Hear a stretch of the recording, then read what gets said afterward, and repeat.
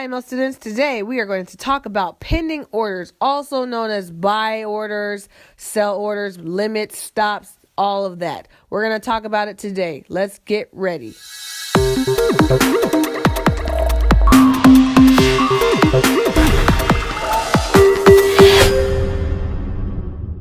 Before we get started, here's a little bit about myself. My name is Adeze Duncan, representing iMarkets Live. Some of you may know me from Forex 101 on IML TV. Also, I was an educator for 10 years, and now I'm here educating you on the facts and methods of Forex. In order to get started on this journey, you need to remember one thing and one thing only. I am a student, always. This is very important for you to remember and to remind yourself of often. You will hear me use this phrase frequently as a reminder that you are a student that is learning a skill that will pay you for the rest of your life. Make sure that you take your time and learn what you need to learn. Pace yourself. Do not compare yourself to anyone else's progress. Always keep a winning mind frame, and you will do very well in this industry. Upon finishing this video, you should have a very good understanding of the following questions. Read through them quietly to yourself. As you are taking notes, make sure to pause this video in order to answer these questions. Here is some important vocabulary that you may want to pause the video in order to write down. When you are finished, go ahead and resume.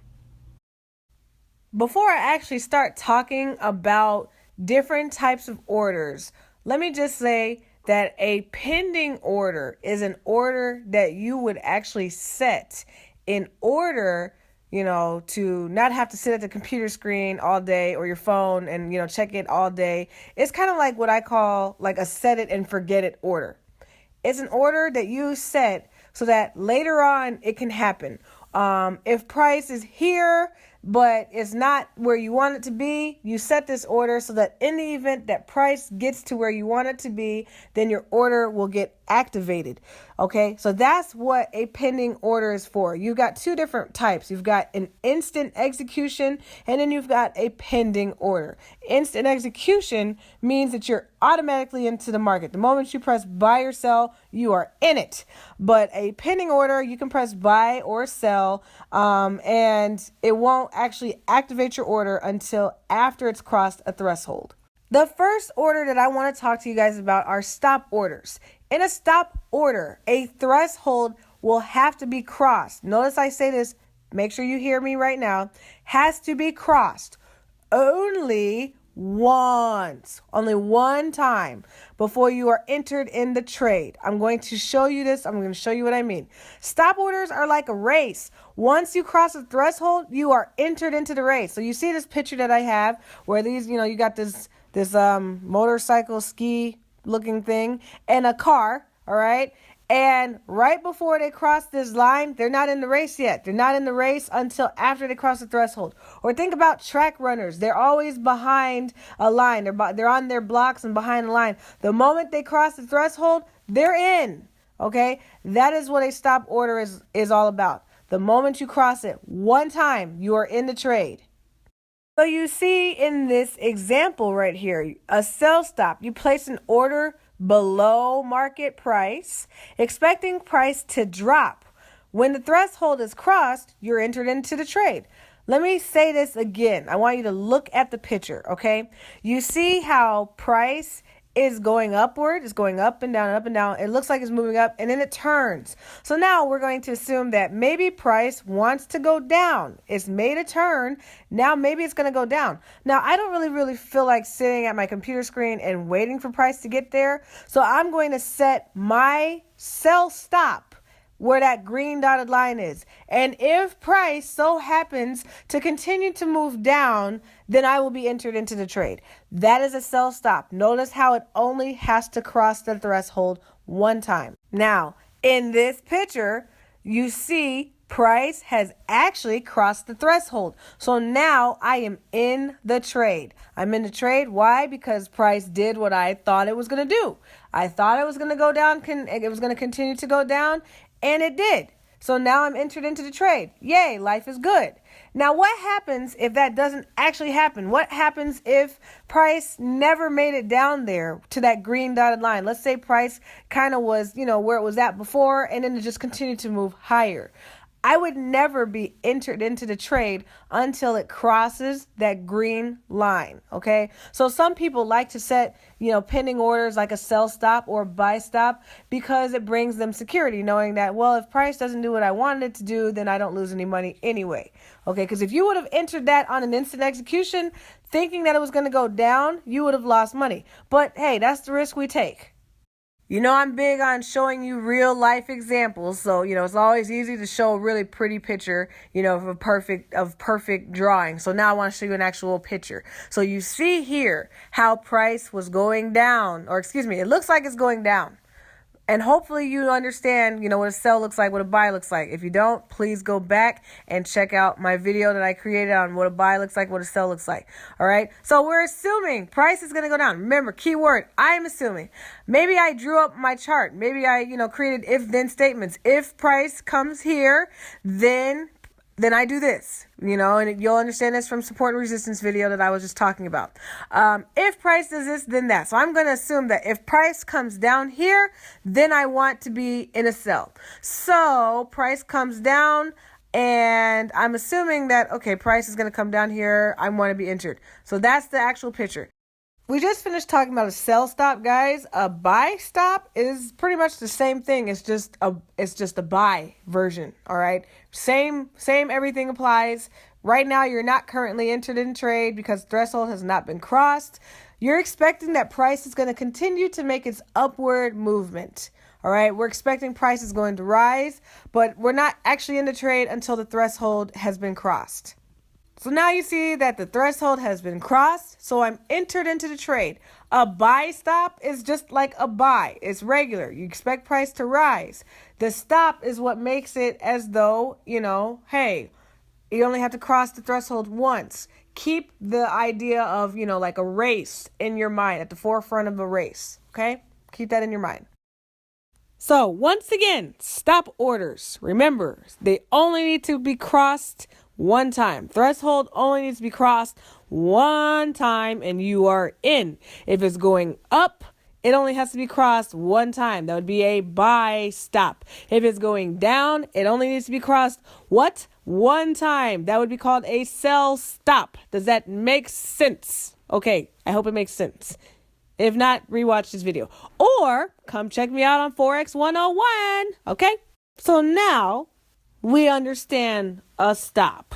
Let's talk about the limits. Limit orders are a threshold. Basically, there are when a threshold has to be crossed, not once, but twice before you are entered into the trade. Okay, you see my picture. Limit orders are like boomerangs. Price has to go one way before it goes the other, up before it goes down, or down before it goes up.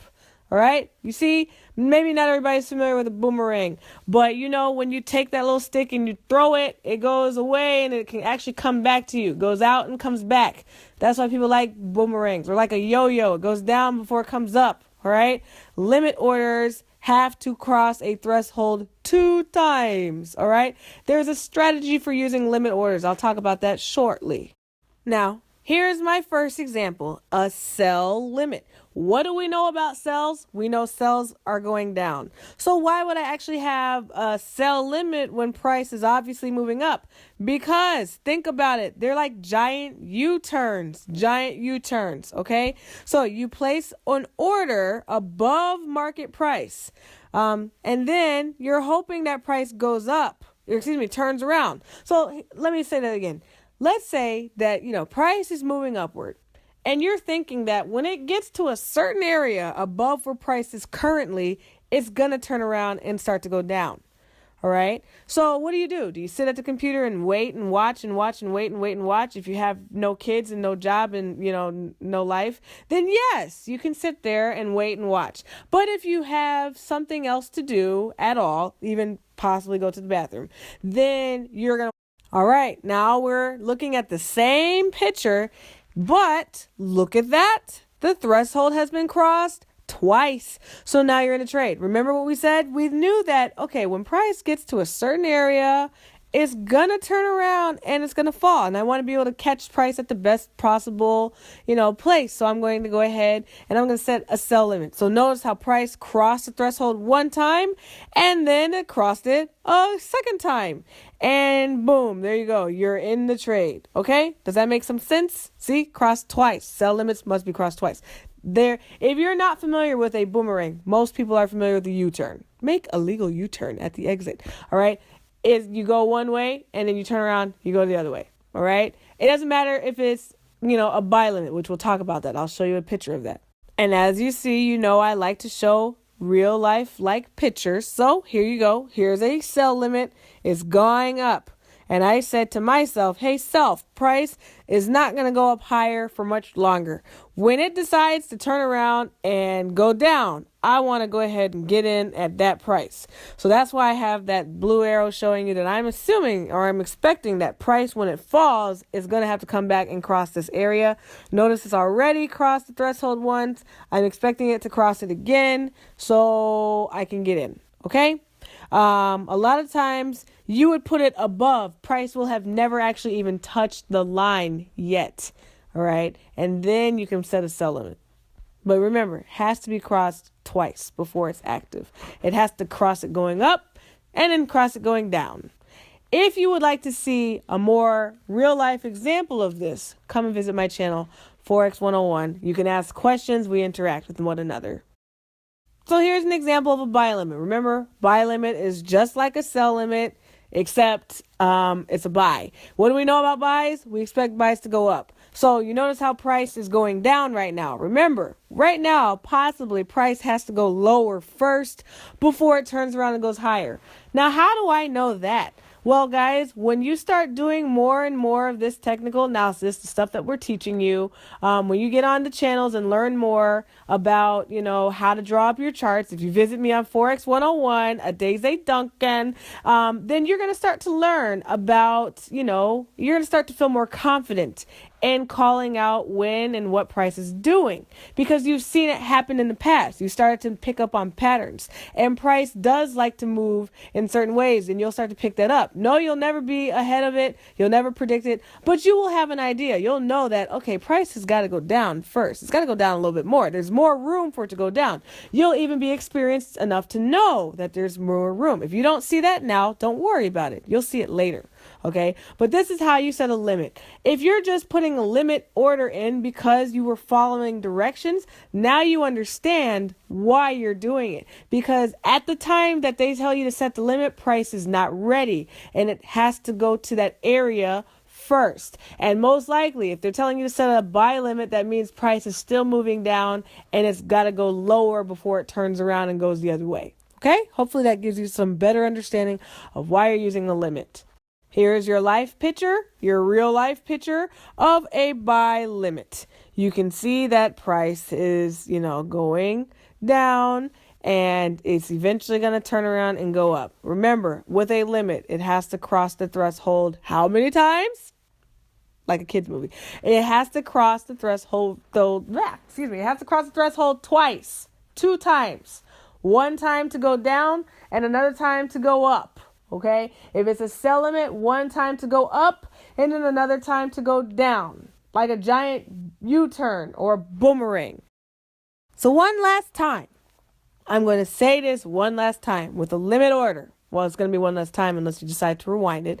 One last time, if price is crossing the threshold one time, if it only crosses it once, are you entered into the trade? Hopefully you said no. No, you are not. If it crosses it 2 times, are you entered into the trade? Yes, you are. Remember, if it's a buy limit, it's got to go down a little bit. And then it's going to turn around and go up. Well, why and how do I know that? Well, I don't really know, but I'm hoping that that's what it does, right? Okay, that's you. If it's a sell limit, then you're expecting that price is going to go up and then it's eventually going to turn around. All right. If you're just following orders, if they just said, hey, place a sell limit, now you at least know why. They're telling you that, hey, price has still got to go up first and then it's going to turn around and go down. So here you have it. Here's a picture that has all four of them on the same screen.